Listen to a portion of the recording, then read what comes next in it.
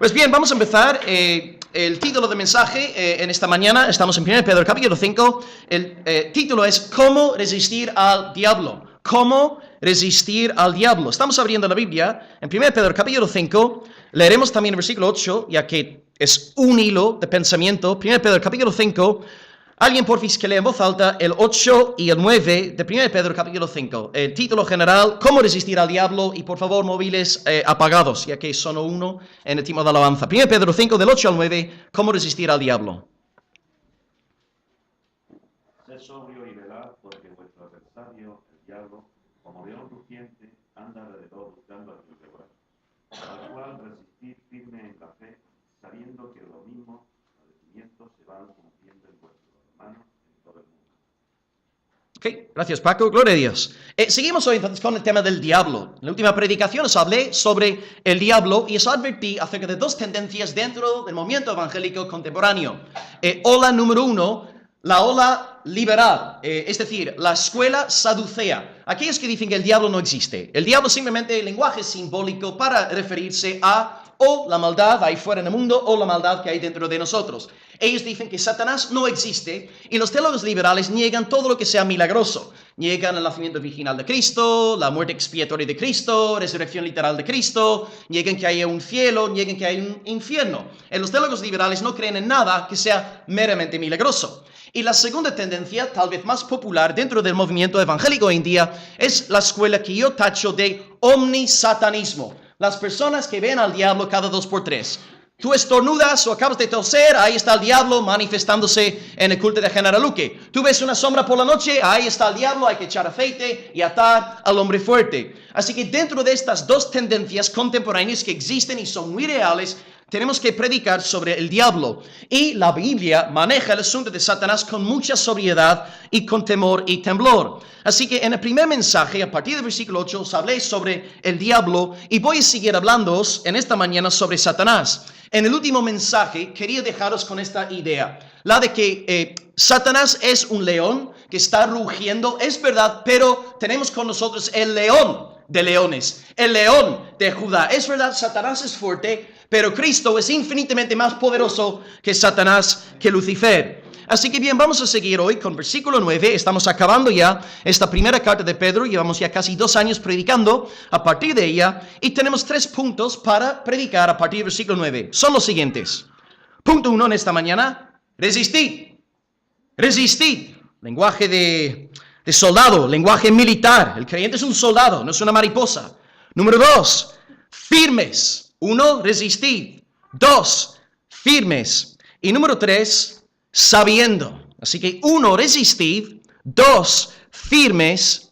Y 3, sabiendo. Pues leamos el versículo 9 de nuevo. Dice: al cual resistid firmes a la fe, sabiendo que los mismos padecimientos se van cumpliendo en vuestros hermanos en todo el mundo. Bien, el texto empieza con 2 palabras, al cual. ¿A quién alude Pedro con estos términos al cual? ¿A quién? ¿Y cómo sabéis que está aludiendo al diablo? Por el versículo anterior. Acaba el versículo 8 hablando sobre el diablo y luego dice al cual. Es decir, al cual alude a Satanás. Dice el versículo 8, sed sobrios, velad, porque vuestro adversario, el diablo, como león rugiente anda alrededor buscando a quien devorar, al cual resistir. Está hablando entonces acerca del diablo. La actitud cristiana entonces hacia el diablo no es una actitud de compasión, ni de misericordia, ni de amor, sino de resistencia, oposición y de reacción. Y tampoco se trata de una actitud pasiva, sino activa, vigorosa. Es plantar cara al enemigo. El verbo aquí resistir se usa en varias partes del Nuevo Testamento. Aquí tenéis 2 ejemplos para que saboreéis algo de su fuerza. Texto 1, Hechos 13, versículo 6, dice: habiendo atravesado toda la isla de Pafos, hallaron a cierto mago, un falso profeta, llamado Bar Jesús. Él estaba con el procónsul Sergio Paulo, un varón prudente. Llamando a Bernabé y a Saulo, es decir, Pablo, deseaba oír la palabra de Dios, pero les resistía Elimas el mago. Elimas es Bar Jesús, así se traduce su nombre, procurando apartar de la fe al procónsul. Elimas resistía a Bernabé y a Pablo. Texto 2, Gálatas 2:11. Cuando Pedro vino a Antioquía, yo, Pablo, le resistí cara a cara, porque era de condenar. Dos ejemplos del verbo resistir empleados en el Nuevo Testamento. En los dos casos, Elimas y Pablo se mojan, se meten en una situación y reaccionan con celo. Elimas con un celo diabólico, satánico, resistiendo la palabra, y Pablo con una pasión evangélica, defendiendo el evangelio del Señor Jesucristo. Entonces tú tienes que resistir al diablo, no tener compasión de él, no tener misericordia, no eres llamado a amar al diablo, tú tienes que resistir, pelear, batallar contra Lucifer. Y lo que dice Pedro también es mandado en otros sitios del Nuevo Testamento. Por ejemplo, dice Pablo en Efesios 4:27, no deis lugar al diablo. Luego, Efesios 6:11 dice, vestíos de toda la armadura de Dios para que podáis estar firmes contra las asechanzas del diablo, porque no tenemos lucha contra carne ni sangre, sino contra principados, potestades, gobernadores de las tinieblas de este siglo, huestes espirituales de maldad en regiones celestiales. Tomad pues toda la armadura de Dios para que podáis resistir en el día malo y habiendo acabado todo, estar firmes. Y finalmente en Santiago 4, versículo 7 dice, someteos pues a Dios, resistid al... ¿Y qué pasará? Él huirá de vosotros. Entonces en los tres textos está la misma mentalidad. Resistencia, oposición. El cristiano es un soldado. Bien, he citado Efesios 4 y Efesios capítulo 6.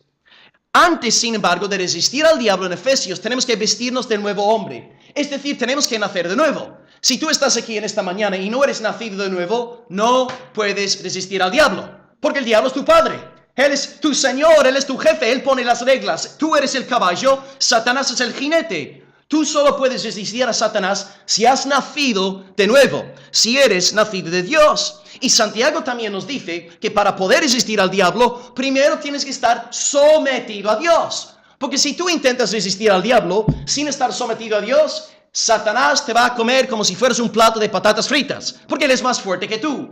Sométete pues a Dios, resiste al diablo y él huirá de ti. ¿Cómo puedes tú entonces someterte a Dios? Siendo humilde. Dice el versículo 5 de 1 Pedro capítulo 5, Dios resiste a los soberbios y da gracia a los humildes. Si queremos que Satanás huya de nosotros, tenemos que ser gente sumisa, sometida, un pueblo humilde. Los humildes son el arma escogida por Dios para frustrar los propósitos de Satanás. La sabiduría de Dios ha estipulado que sean los necios los que confunden a los sabios. Dios escoge lo débil para vencer a los fuertes. Dios escoge lo vil, lo menospreciado, lo que no es para deshacer lo que es. El Señor podría emplear bombas, armas nucleares, pistolas, cuchillos para luchar contra Satanás, pero Él quiere usar a creyentes humildes. Escrito está en Isaías 66, versículo 2. Miraré a aquel que es pobre y humilde de espíritu, que tiembla mi palabra. Hay un móvil sonando, por favor, apagarlo. Estamos escuchando la palabra de Dios. Apaga el móvil, por favor. Así que antes de procurar resistir al diablo, asegúrate, hermano, hermana, de estar sometido al Señor. José huyó de la mujer malvada de Potifar porque él estaba sujeto a la voluntad de Dios. Ella fue usada por el diablo, pero José, estando sometido al Señor, resistió a Satanás. Samuel también resistió a Saúl, porque Samuel era un hijo de luz, no se dejó engañar. Tú tienes que entonces resistir al diablo. Primero, para poder hacerlo, tienes que nacer de nuevo. Y número 2, tienes que estar sometido a Dios. Si no estamos rendidos a Dios, no podremos resistir al diablo. Y si no estamos sometidos a Dios, estamos sometidos al diablo. ¿Os acordáis, por ejemplo, de Pedro, el apóstol, que él estaba rendido, en cierto sentido, a Satanás, y resultó ser una frustración para el propósito de Dios? Cristo dice, mira, es necesario que el Hijo del Hombre sea rechazado, crucificado, y luego resucitado el tercer día. Y luego Pedro le dice, no te acontezca así, ten compasión de ti mismo. ¿Y qué le dijo el Señor Jesús? Apártate de mí, Satanás. Entonces, Pedro, ten compasión de ti mismo, la voz del enemigo, ten compasión de ti mismo. Cristo ve que Satanás está actuando en Pedro. Pedro no estaba sometido al Señor y por lo tanto Satanás se manifestó a través de su vida. Así que en primer lugar, hermanos, hoy, para poder resistir al diablo, 1, hay que nacer de nuevo, y número 2, hay que estar sometidos a Dios. Así que, querido hermano, hermana, resiste, pero primero nace de nuevo. Y número 2, sométete al Señor. Vamos a entrar en el segundo punto ahora, firmes. Alguien porfis que lea versículo 9 de nuevo mientras tome un poco de agua. Al cual resistir firme en la fe, sabiendo que los mismos padecimientos se van cumpliendo en vuestros hermanos en todo el mundo. Bien, primer punto, resisten. Somos soldados. ¿Cómo podemos resistir? Siendo nacidos de nuevo y estando sometidos a Dios. Estas dos cosas, si no hemos nacido de nuevo, no podemos resistir al diablo. Si no estamos sometidos a Dios, no podemos resistir al diablo. Número 2, firmes. Al cual resistir, firmes. Firmes en la fe. No dice que somos mariposas. El cristiano no está hecho de mantequilla. Hay solidez. Hay firmeza. Somos soldados del Señor. Escrito está en 1 Corintios 16, 13. Velad, estad firmes en la fe, portaos varonilmente y esforzaos. Tristemente, queridos hermanos, ante la avalancha del ultrafeminismo por un lado y el triunfo de los valores postmodernos por el otro, donde lo único que importa es cómo nos sentimos y no la verdad de Dios, la iglesia ha perdido este toque masculino y varonil. Recientemente John Piper se ha quejado públicamente de la feminización de la iglesia. Yo me acuerdo cuando recién convertido y intentaba evangelizar a mis amigos, me decían, yo no voy a la iglesia porque la iglesia es para mujeres. Solamente cantan canciones románticas acerca de su novio Jesucristo. Y en gran parte llevaban algo de la razón. Cuando los sentimientos se convierten en el fundamento de la iglesia, perdemos las grandes verdades que dan a los hombres fortaleza para ser una columna en casa y en la iglesia de Dios. Cuando estudiamos las grandes predicaciones en el libro de los Hechos, nunca apelan a los sentimientos, nunca apelan a las emociones. Si tú estudias las 7 o 8 predicaciones que hay en el libro de los Hechos,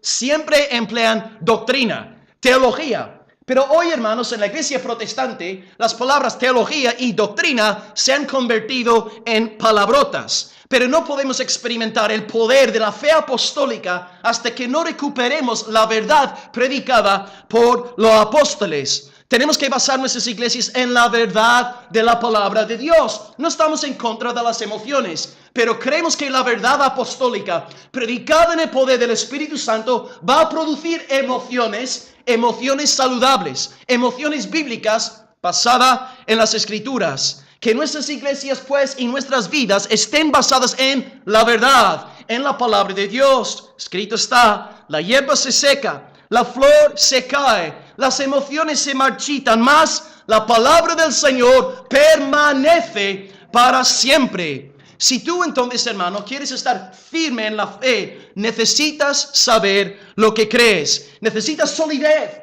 necesitas convicciones por las cuales derramar tu sangre. Por esta razón en nuestra iglesia tenemos una confesión de fe, la cual Lidia pues ha memorizado, Carolina que se nos ha ido también ha memorizado, y os lanzo un desafío. Sería bueno que todos nosotros como miembros aprendamos de memoria, que memoricemos los 7 puntos de nuestra confesión de fe, porque estas son las verdades no negociables de nuestra fe. ¿Cuáles son estas verdades? 1. Creemos que la Biblia es la palabra escrita de Dios, 100% inspirada por el Espíritu Santo y por lo tanto nuestra suprema norma de fe y conducta. Número 2, creemos en el Dios trino de las Sagradas Escrituras, Padre, Hijo, Espíritu Santo, iguales en poder y gloria.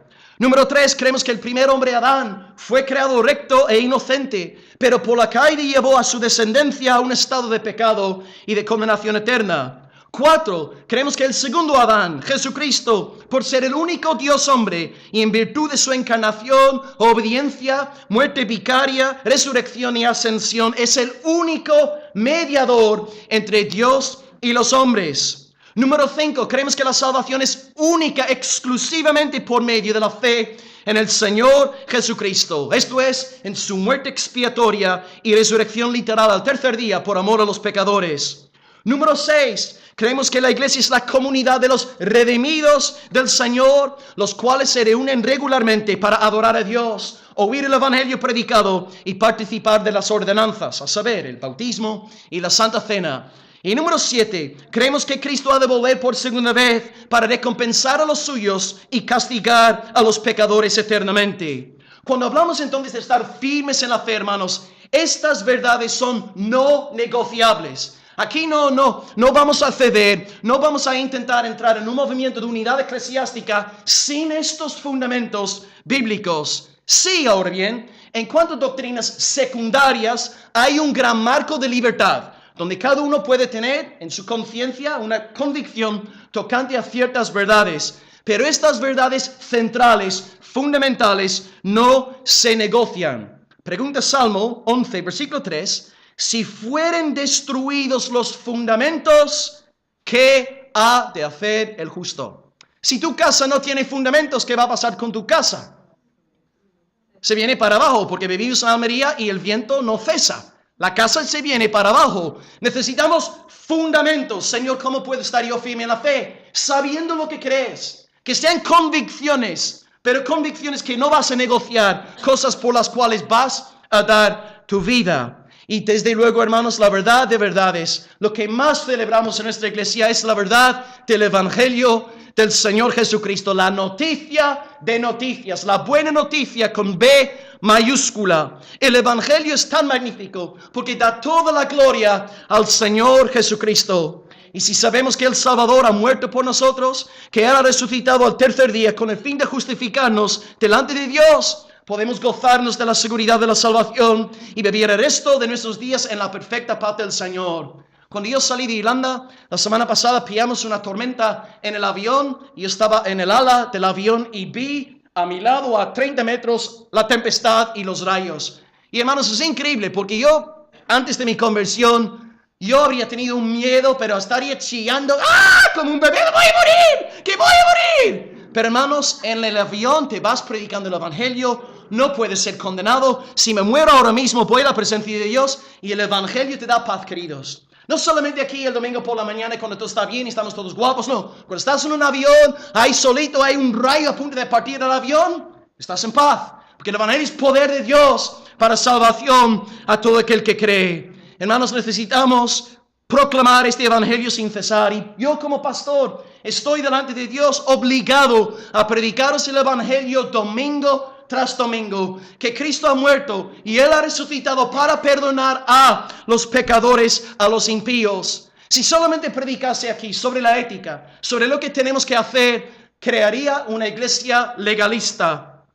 Los judíos podrían decir amén a un sermón sin el Evangelio, pero como dice David Barceló, tienes que predicar de tal forma que te echen de la sinagoga. Los judíos dicen amén a la ética, pero no dicen amén a Jesucristo. Cristo tiene que estar presente siempre en el púlpito cristiano. Así que, amados, el Evangelio es la verdad de verdades. Tenemos que estar obsesionados, fascinados, empapados del Evangelio del Señor Jesucristo. La buena noticia de que aquellos que creen en Él serán salvados eternamente. Y aquí tenéis, hermanos, 4 razones por las cuales nosotros, como cristianos, tenemos que predicar el Evangelio sin cesar. 1. El Evangelio santifica a los cristianos. El Evangelio santifica a los cristianos. Tim Keller una vez dijo que el cristianismo, el Evangelio no es el ABC del cristianismo, sino, a ver cómo traducirlo, es el A a Z. ¿Está bien dicho? Eso. No es el ABC de cristianismo, es todo el alfabeto.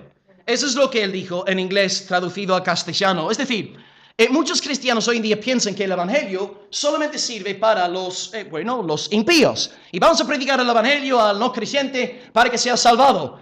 No, hermanos, el Evangelio también santifica a los mismos cristianos. Porque cuando meditamos en el Evangelio, nos vemos asombrados ante la gracia de Dios y esto produce obediencia gozosa en nuestros corazones. Una vez Paul Washer estuvo predicando por Argentina, si no me equivoco, y una hermana le pregunta un sábado por la noche, Pastor Washer, ¿de qué va a predicar usted mañana? Y él dice, yo voy a predicaros del Evangelio. Y la mujer le dice, es que nosotros hemos oído el Evangelio miles de veces, no hace falta predicarnos sobre esto, por favor, pastor, predícanos sobre algo más profundo. Y él le dice, mujer, no hay nada más profundo que el Evangelio del Señor Jesucristo. Las ovejas de Dios no se cansan con oír el Evangelio de Cristo. Las cabras sí, pero las ovejas cada vez que escuchan el Evangelio tienen ganas de cantar y brincar y girar dando vueltas. Este evangelio produce en nosotros santificación y obediencia. Así que, hermano, predícate todos los días. El Padre me predestinó, el Hijo me redimió, el Espíritu me regeneró y de repente el gozo del Señor empieza a fluir en tu corazón. Número 2, el evangelio también es el fundamento de la iglesia. Así que 1, el evangelio santifica a los cristianos. Número 2, el evangelio es el fundamento de la iglesia. Martin Lloyd-Jones, mi héroe, él dijo el siglo pasado que el fundamento de la iglesia es Cristo, su evangelio, Cristo crucificado y resucitado. No podemos tener ninguna comunión, en palabras de Martin Lloyd-Jones, con aquellos que niegan la muerte expiatoria y resurrección literal del Señor Jesucristo. ¿Qué estamos viendo en nuestros días, hermanos? Hay un movimiento ecuménico. Y lo único que tú tienes que creer para formar parte del movimiento ecuménico es que Jesucristo es el Señor, nada más. Ahora bien, puedes decir que Jesucristo es el Señor, como dicen algunos, sin creer que Él haya muerto por los pecadores en la cruz, sin creer que Él haya resucitado literalmente el tercer día. Y este movimiento ecuménico, supuestamente en el nombre de Dios, ahora tiene millones de adeptos alrededor del mundo. Pero hermanos, no tenemos ninguna clase de comunión espiritual con aquellos que niegan la muerte expiatoria y la resurrección literal del Señor Jesucristo. Y en aquellos círculos, el versículo más citado en el movimiento ecuménico hoy en día, y si entras en la página web del Concilio de Iglesias Mundiales, no sé cómo se traduce en castellano, el lema, el versículo que siempre citan es Juan 17, versículo 21, que dice: para que todos sean uno, como tú, oh Padre, en mí y yo en ti. Excelente, para que sean uno. Amén, amén. Así, eso es un buen versículo. Juan 17, 21, Cristo ora para que todos sean uno. Ahora bien, antes de llegar al versículo 21, tienes que leer la primera parte del capítulo. Porque Jesús dice en versículo 6 y versículo 8 del mismo capítulo: ora por los que habían recibido su palabra y habían guardado su palabra. Así que cuando Cristo ora por la unidad, está orando por la unidad de aquellos que han recibido y creído la palabra de Dios. Por lo tanto, si alguien viene a mí diciendo a mí: yo no creo que Cristo haya muerto por los pecadores, yo no creo que Cristo haya resucitado al tercer día, no tengo comunión ninguna con aquella persona. Aunque él diga todo el día Jesucristo es el Señor, es unidad en base a la doctrina fundamental, al evangelio del Señor Jesucristo. Entonces nuestra unidad, hermanos, en la iglesia presupone el evangelio, y por esta razón no aceptamos a nadie en membresía que no crea el evangelio apostólico. 1, el evangelio santifica a los cristianos. 2, el evangelio es el fundamento de la iglesia. Y número 3, el evangelio salva a los pecadores. ¿Qué salva a un impío? Luces, máquinas de humo, DJs cristianos, ¿qué salva a un mundo perdido? El evangelio. El evangelio es el poder de Dios. Entonces lo que tenemos que hacer, incluso cuando predicamos sobre pasajes éticos en la Biblia, hay que siempre intentar llevar a la gente a ver este versículo a la luz del evangelio. Por ejemplo, el 22 de abril de este año os prediqué sobre 1 Pedro 4:9.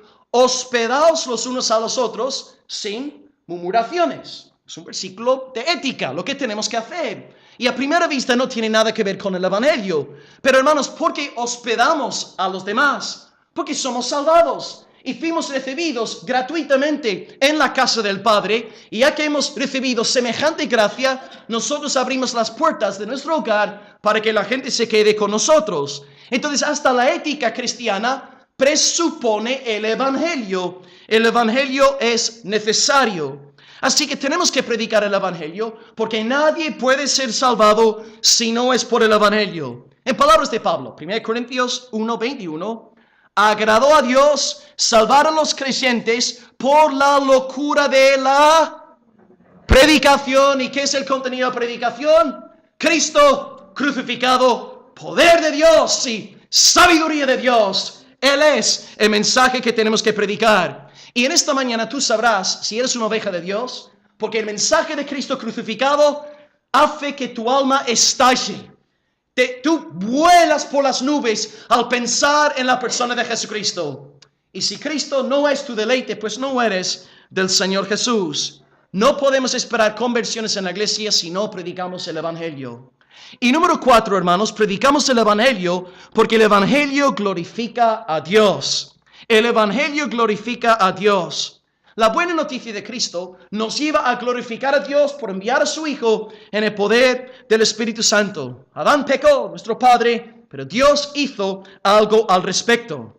Y ya que este Evangelio es la manifestación suprema de la sabiduría de Dios, al proclamar el Evangelio semana tras semana, los hermanos nos gozamos en la bondad del Señor. ¿Cómo no alabarle por semejante gracia y misericordia derramadas sobre nosotros? Bien, sé que lo que voy a deciros ahora es una analogía pobre, pero espero que haga justicia a lo que quiero deciros en cuanto a cómo el Evangelio da gloria a Dios. Digamos que un hermano de nuestra iglesia local llamado Nicolás, ponga a Nicolás por ejemplo. Digamos que Nicolás arriesga su vida para rescatar a un niño que está ahogándose en un lago, en un río.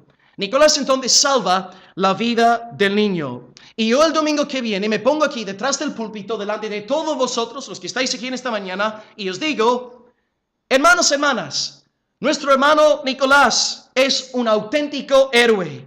Salvó la vida al pequeño. Sus padres están aquí para darle a Nicolás las gracias. ¿Cómo se sentiría la familia de aquel niño rescatado por Nicolás? Pues agradecida, feliz. La familia estaría encantada con el hermano Nicolás. ¿Y cómo se sentiría la iglesia? Pues pensaría muy bien del hermano Nicolás y felicitándole, hermano, oh, eres valiente, eres una máquina. ¿Cómo se sentiría Nicolás? Pues se sentiría amado, respetado, reverenciado. ¿Cómo se sentiría la familia de Nicolás? Isabel estaría por ahí, es mi marido, este es mi marido. Y Nico Jr. estaría diciendo, es mi padre, él es mi padre. La familia estaría con un orgullo de dimensiones cósmicas porque Nicolás ha rescatado a un niño que estaba a punto de morir. Hermano, entonces recuerden esta mañana que nuestro Salvador ha hecho infinitamente más que arriesgar su vida por nosotros. Él se entregó a la muerte y muerte de cruz con el propósito de salvarnos. Y nosotros no éramos niños indefensos, sino viles, malvados, depravados pecadores. Y si Nicolás merece ser puesto en alto por arriesgar su vida por salvar a un niño, ¿cuánto más merece el Señor Jesucristo ser exaltado en medio de la congregación para que todas las miradas vayan en su dirección alabándole perpetuamente? ¿Y cómo se siente Dios el Padre cuando Él está escuchando la predicación y ve la predicación a Cristo exaltado, Cristo glorificado? El Padre seguramente está diciendo, oh, este es mi Hijo amado en el cual tengo yo complacencia. Dios el Padre y Dios el Espíritu Santo van a bendecir una iglesia que predique a Cristo día tras día, semana tras semana. El Evangelio glorifica a Dios. El Evangelio da centralidad al Señor. Así que, amados, este Evangelio es la verdad de verdades. Para estar firmes hay que tener convicciones tocantes al Evangelio. Gracias a Dios por el Evangelio. Y ahora cuando Satanás viene a acusarnos diciéndonos, tú eres un gran pecador, tú eres un sinvergüenza, tú puedes decirle a Satanás, es así. Yo soy un gran pecador y yo soy un sinvergüenza, pero Jesucristo murió por los pecadores. Jesucristo murió por los cantamañanas como yo. Cristo no dio su vida por los buenos, sino por los malos. Y esta clase de firmeza en el Evangelio nos hace fuertes cuando Satanás viene diciéndonos que no somos del Señor. Me acuerdo de un querido estudiante mío en la facultad. Él estaba cursando el 4º año y él estaba pasando por una terrible crisis de fe.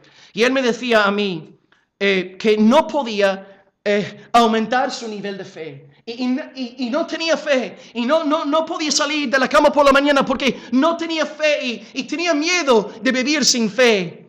Y le dije, mira hermano, yo veo que tu corazón no tienes ganas de alabar a Dios, pero tu fe no va a aumentar si estás todo el día pensando en tu nivel de fe, tu falta de fe, la mucha fe que tú tengas. No, tu fe va a aumentar en la medida en que medites exclusivamente en el Señor Jesucristo.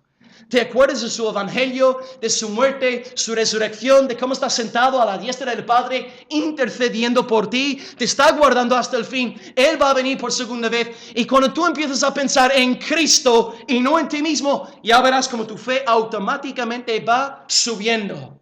La clave entonces para tener una fe más robusta es meditando en la persona y la obra y los atributos del Señor Jesucristo. Mi esposa y yo no tenemos que estar toda la mañana, toda la semana preocupados por el crecimiento de Chloe, nuestra niña. Lo que tenemos que hacer es dar a Chloe de comer, en cierto sentido, ¿no? Para aplicar este principio espiritual, ¿no? Tenemos que dar a Chloe de comer y Dios mismo se encarga de que la niña crezca. Así que anteayer le dimos leche, ayer le dimos yogur, hoy le vamos a dar bistec y el crecimiento ya vendrá. El crecimiento ya vendrá. ¿Qué tengo que hacer con la niña? Darle de comer, darle de comer. Y Dios mismo se encargará de que esta niña crezca, que sea grande y que sea grandote, una buena chica irlandesa en condiciones. En cuanto a nuestra iglesia, queridos, nunca he orado por una iglesia más grande, nunca. Y no voy a orar por una iglesia más grande. Sí he orado para que Dios añada a la iglesia las almas que han de ser salvas. Porque esto sí es bíblico. Hechos 2, versículo 47. Yo como pastor no tengo que estar en mi despacho del martes hasta el sábado maquinando ideas. ¿Cómo puedo hacer que la iglesia crezca? ¿Cómo puedo atraer a más pecadores? ¿Cómo puedo hacer para que la iglesia sea numéricamente más exitosa? No. Lo que tengo que hacer como pastor es daros de comer. Predicaros a Cristo y Dios mismo se encargará por su soberanía dar el crecimiento conforme a su buen propósito. No tengo que estar todo el día machacándome y por lo tanto no compro libros sobre crecimiento. Es una pérdida de tiempo, es sabiduría babilónica. Lo que tenemos que hacer es dar de comer, alimentar a las ovejas y Dios mismo se encargará de bendecir su obra. Así que al cerrar este segundo punto, hermano, hermana, te lanzo un desafío. Ponte a memorizar textos bíblicos. Haz como han hecho Lidia, Carolina. Aprended nuestra confesión de fe. Aprendedlo de memoria. Que tú estés 100% convencido de estas verdades que tú crees. Para que cuando venga el diablo tú tengas peso para resistirle en el nombre del Señor. No podrás estar firme sin fundamentos. Y nuestros fundamentos están en la palabra. Y número 3, último punto hoy, sabiendo. Hemos hablado de resistir, número 2, de estar firmes, y ahora sabiendo. Versículo 9 dice, al cual resistid, tengo un enemigo, firmes en la fe. Tercer punto, sabiendo que los mismos padecimientos se van cumpliendo en vuestros hermanos en todo el mundo. Bien, ya de entrada es interesante ver que Pedro aquí dice sabiendo. No dice sintiendo, sabiendo. El cristiano tiene que usar su coco, su cerebro, ¿no? Que pesa 2 kilos, tenemos que usarlo para la gloria de Dios. El creyente razona, el creyente piensa. Y como hemos comentado en el segundo punto, nuestra generación es una generación de emociones, de sentimientos. No hay verdades absolutas en nuestra generación. Es la obra del diablo para quitar nuestra fe en la palabra de Dios. Entonces el creyente tiene que saber ciertas cosas. Tenemos que ejercer nuestra facultad mental. ¿Y qué es lo que hay que saber? Pues Pedro dice en el versículo 9, tenemos que saber que los mismos padecimientos se van cumpliendo en nuestros hermanos en todo el mundo. Pues, ¿cómo puede esta idea ayudarnos a resistir al diablo? Aquí Pedro está razonando diciendo, si queréis resistir al diablo, recordad que vuestros hermanos están sufriendo. A primera vista, no es una afirmación muy lógica, no tiene mucho sentido a primera vista. Bueno, ¿cómo puedo ayudaros a entender esta expresión? Satanás, hermanos, es el calumniador, él es el acusador de los hermanos, es el padre de la mentira. Y cuando sufrimos por causa de nuestra fe, la primera cosa que Satanás nos va a susurrar es, Dios no está contigo, Dios te ha abandonado, Dios ya no te ama, Dios te ha desamparado, Dios ya no piensa en ti. ¿Qué hizo en el huerto del Edén? Cuando Dios dice a Eva, no comas Adán, no comas del árbol de la ciencia del bien y del mal. Satanás enseguida viene diciendo, no morirás. Miente, tuerce la palabra de Dios. Y luego, hermanos, Satanás no solamente miente descaradamente, sino que puede torcer las escrituras. Mateo 4, versículo 6, Satanás dice, échate abajo del pináculo del templo, porque, dice, a sus ángeles mandará cerca de ti, y en sus manos te sostendrán, para que no tropieces con tu pie en piedra. ¿Por qué es este versículo tan chocante? Satanás está hablando. ¿Por qué es tan asombroso este versículo? ¿Qué está citando? Satanás está citando la palabra de Dios. Salmo 91, versículos 10 al 11.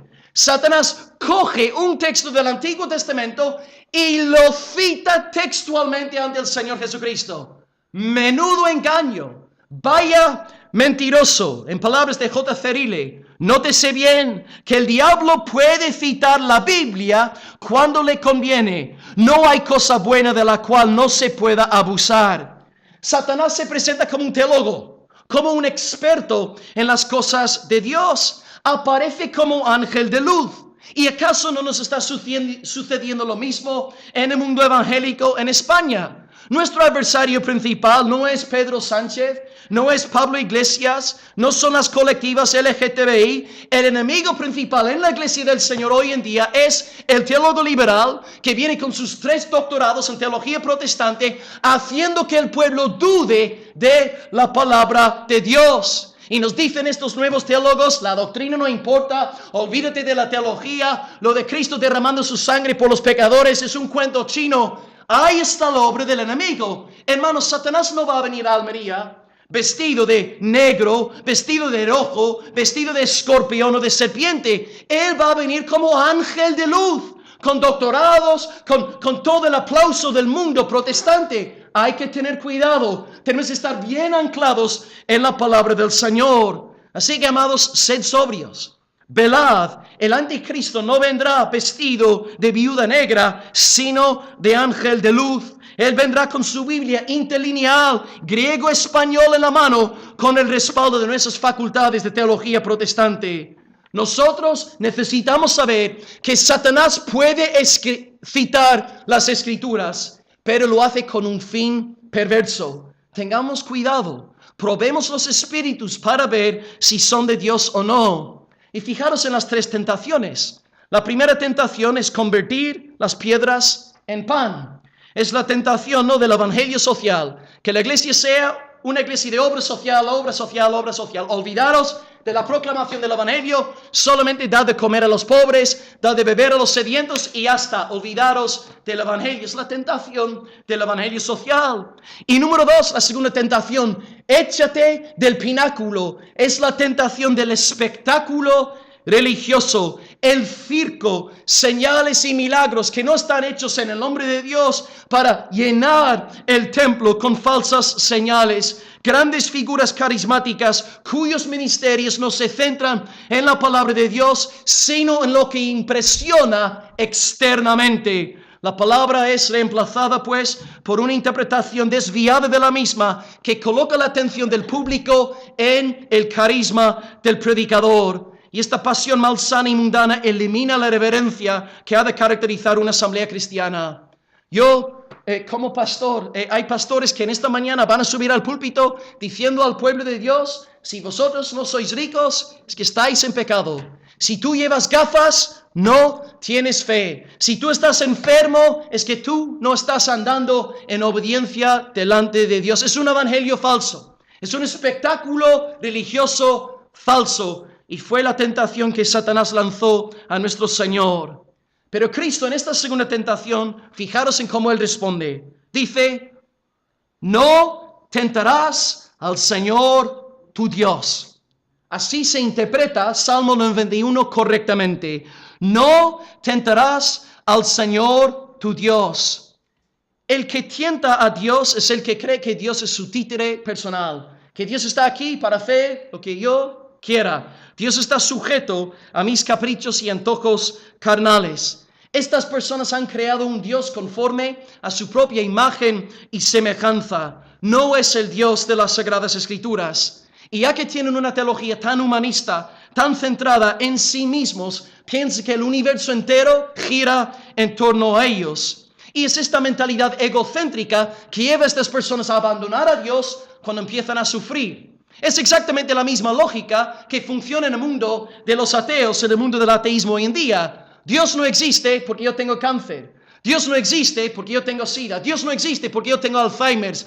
Dios no existe porque yo tengo Parkinson. Es una mentalidad egocéntrica, yo-céntrica, yo. Y si Dios existe, yo tengo que estar bien. Falso evangelio. El verdadero evangelio no da gloria al ser humano, da toda la gloria a Dios. Y el verdadero evangelio nos enseña que, aunque estemos fritos de enfermedades, a punto de morir, podemos dar gloria a Dios, porque Cristo derramó su sangre por nosotros. Estemos bien, estemos mal, predicamos el verdadero evangelio. Entonces, hermanos, a la luz de lo que acabo de deciros, esto nos va a ayudar a interpretar lo que Pedro nos está diciendo en 1 Pedro 5:9. Sabiendo que los mismos padecimientos se van cumpliendo en vuestros hermanos en todo el mundo. ¿Qué es lo que dice Satanás a un cristiano que está sufriendo? Te falta fe. Dios te ha abandonado. Dios ya no está contigo. Este falso evangelio que se predica hoy en día. Dios ya no está contigo. Pero fíjate lo que dice el Espíritu Santo. Sabiendo que los mismos padecimientos se van cumpliendo en vuestros hermanos en todo el mundo. Cuando tú te sientes abandonado, desamparado, cuando te sientes solito, cuando piensas que Dios no está contigo, porque estás sufriendo, lo estás pasando mal, recuerda que tienes hermanos en Asia Menor que también están sufriendo como tú. Tú te sientes solo porque Satanás te está diciendo, Dios te ha rechazado, Dios te ha abandonado. ¿Cómo puedes resistir esta mentalidad diabólica? Recordando que todos tus hermanos y hermanas están pasando por exactamente lo mismo. Hermano, hermana, a lo mejor tú estás sufriendo en esta mañana. Te sientes abandonado, te sientes rechazado por Dios. Piensas que Dios ya no está contigo porque estás sufriendo. Pero haz caso a la predicación apostólica en esta mañana. Recuerda que todos los hermanos y hermanas verdaderamente regenerados también estamos sufriendo. También nos sentimos rechazados y abandonados, nos sentimos desamparados. Pero esto forma parte del discipulado cristiano. Satanás quiere machacarte, pero recuerda que hay 7,000 que no se han doblado delante de Baal en esta mañana. Recuerda también, amado creyente en España, recuerda constantemente cómo oramos anoche por la iglesia perseguida. Si tú te sientes abandonado, rechazado, si tú piensas que estás sufriendo, ponte a pensar en los hermanos de Corea del Norte, que están ahora mismo en esta mañana reunidos, escondidos para que las autoridades no los pillen. Vi un documental antes de ir a Irlanda y una hermana que se escapó de Corea del Norte comenta que en las reuniones de oración de Corea del Norte la gente está adentro orando y ¿sabes cómo oran? Susurrando. Y uno de los hermanos en un momento dado del culto de oración cada 5 o 10 minutos se levanta un hermano, se pone a la puerta no están en iglesias, en edificios, en templos, están en casas y un hermano o una hermana se pone a la puerta para vigilar por si viene alguien. Y luego enseguida tienen que parar de orar. Si tú piensas que lo estás pasando mal, hermano, piensa en los hermanos de Corea del Norte. Piensa en los hermanos de Afganistán, Irak, Irán, Sudán, Somalia, Eritrea, Nigeria, la India, la China. Piensa en aquellos hermanos que sí que están sufriendo. Lo que tú y yo estamos sufriendo aquí en España, hermanos, honestamente no es sufrimiento. No es sufrimiento. Sí, yo me parto de la risa. Gente, lo estoy pasando mal, pastor. A veces tengo ganas de reírme. Esto no es nada. Hermanos, de verdad, recordemos constantemente, pensemos constantemente en lo que realmente están pasando aquellos hermanos en otros países. Si tú piensas que el Padre te ha abandonado en esta mañana, te cito Hebreos 13, versículo 5, este versículo para lanzarlo en la cara del diablo. Cuando Hebreos 13, versículo 5, no te desampararé, ni te dejaré. De manera que podemos decir confiadamente, el Señor es mi ayudador, no temeré lo que me pueda hacer el hombre. Si tú piensas que Cristo te ha abandonado, te digo, Mateo 28, versículo 20, he aquí, yo estoy con vosotros todos los días hasta el fin del mundo. Amén. Si tú piensas que el Espíritu Santo te ha abandonado, te doy en esta mañana Efesios 4, versículo 30, que dice, hemos sido sellados por el Espíritu hasta el día de la redención. El Padre está contigo, el Hijo está contigo, el Espíritu Santo está contigo, por lo tanto descansa en la paz del Señor. Recuerda constantemente, hermano, las promesas bíblicas. Si tú eres convertido, vas a tener que pasar por tremendas tentaciones. Satanás se va a levantar en contra de tu vida, pero lo que tienes que hacer es coger la palabra de Dios y cada vez que Satanás viene hacia ti, tírale palabra, lánzale textos bíblicos, tírale promesas del Señor y así podrás crecer y luchar contra él con valentía. Y no os olvidéis tampoco, queridos, de una tremenda fuente de apoyo a la hora de pelear contra Satanás. Hemos aludido a la palabra, sus promesas, pero también, hermanos, congregaos regularmente. La congregación es un medio escogido por Dios para darnos fortaleza a la hora de pelear contra Satanás. Eva puso un ejemplo, ¿os acordáis? En enero. Yo estoy en una hoguera, saco una ascua que está ardiendo y la separo de la hoguera. ¿Qué pasa con la ascua? Se apaga. ¿Cómo puede volver a encenderse la ascua? Echándola de nuevo en la hoguera. Un principio espiritual bestial, ¿no, hermanos? Un cristiano no puede estar fuerte contra el diablo si no está con el pueblo de Dios. Os conté cuando todavía estaba aquí como predicador itinerante en Almería, cuando yo estaba en Irlanda, recién convertido, lo pasaba fatal. Mi familia se volvió contra mí, mis amigos se metían conmigo cada 2 por 3, los amigos del fútbol, del trabajo, todo el mundo contra mí en la universidad, se burlaban de mí. Y yo llegaba a la iglesia el miércoles por la tarde para el culto de oración reventado, estaba reventado. Y de repente se acercan a este granjero, el hermano Dan, 85 años, era más grande que un oso, y me daba un abrazo ahí, estaba todo el hombre sudado, todo el día trabajando en la granja. Pero hermanos, aquel abrazo, tenía ganas de comerme el mundo entero, ¿ves? Porque Dios ha diseñado, nos ha dado la congregación local para que podamos levantarnos de nuevo en el temor del Señor y pelear contra Satanás. Os hago un llamamiento en esta mañana, queridos hermanos, que estáis siendo negligentes en cuanto a la congregación. Hermanos, recordad que el congregarnos constantemente es una tremenda ayuda contra las obras del diablo. Hermano, hermana, no permitas que la frialdad europea te paralice espiritualmente. En las iglesias perseguidas están orando todos los días. Nosotros oramos una vez a la semana como congregación y faltan muchos hermanos. Hoy José Manuel me dice que desde hace tiempo somos más de 80 personas aquí los domingos. Hay miércoles que estamos orando menos de 20 personas. 80 personas un domingo, 18 este miércoles pasado. ¿Qué pasa con 60? Hay hermanos que están trabajando. Hay hermanos que tienen necesidad. Vale, podemos entender, pero hermanos, 60 personas que no pueden estar clamando a Dios. Algo está mal. No permitas que la frialdad espiritual te mate. Mantente en la hoguera. Sé una ascua fogosa. Lánzate al fuego. Cuando yo prediqué por Chiapas, en el sur de México, en el 2009, en Chiapas, ellos no anuncian de antemano los cultos, porque las autoridades ahí literalmente secuestran a las hijas de los pastores, cierran las casas donde hay reuniones, incluso, no sé cómo es el verbo de quitar, mutilan los cuerpos de los creyentes. Y yo estaba ahí en Chiapas predicando unas semanas en el sur de México, pero un contexto de persecución tremenda. Y lo viví en carne propia, hermanos. Todos los días los hermanos orando. Y tú sabes, aquellos hermanos perseguidos, humanamente hablando, tú pensarías, andarían deprimidos y tristes y apagados y con miedo. Hermanos, cuando empezaban aquellos cultos en Chiapas, era un beso del cielo, una llenura del Espíritu Santo. Ni tenías que invitar a la gente a orar en el culto. Todos venían con ganas de orar y clamar, hermanos. ¿Ves lo que te digo, queridos?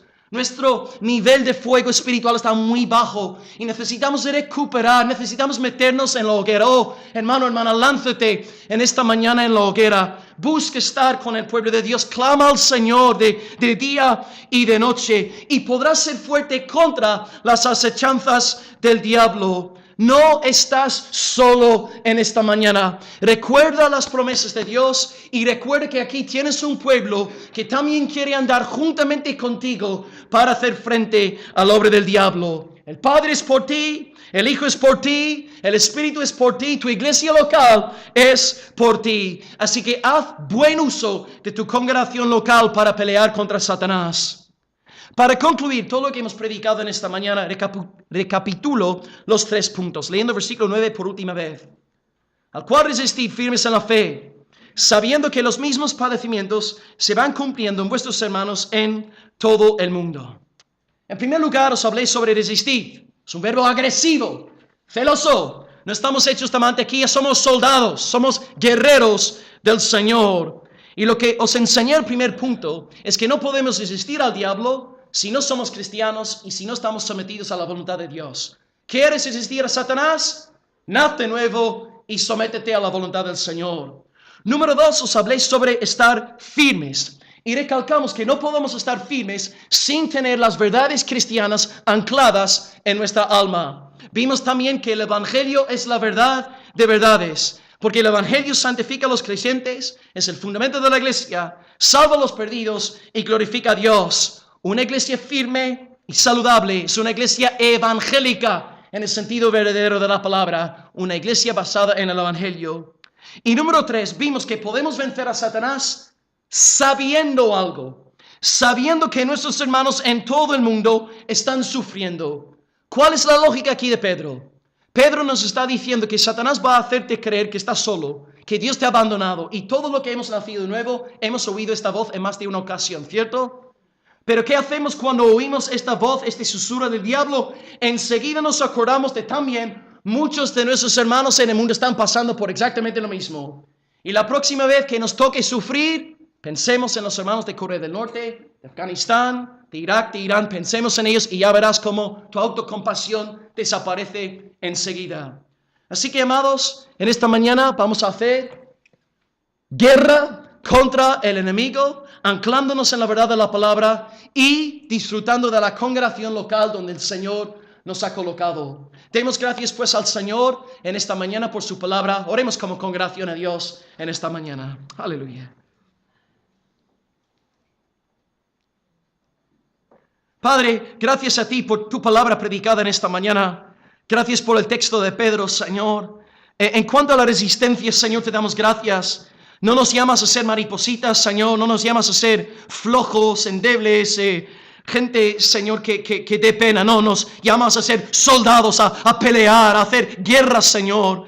Señor, entendemos que no podemos resistir al diablo si no hemos nacido de nuevo. Y oramos por los inconversos aquí, Señor, que tengan bien claro que ahora mismo su padre es Satanás. Él es el jinete, ellos son los caballos. Oh Dios, que clamen a ti por salvación en esta mañana. Que te conozcan a ti como amo, como Señor y Salvador, para poder resistir la obra de Satanás en sus vidas.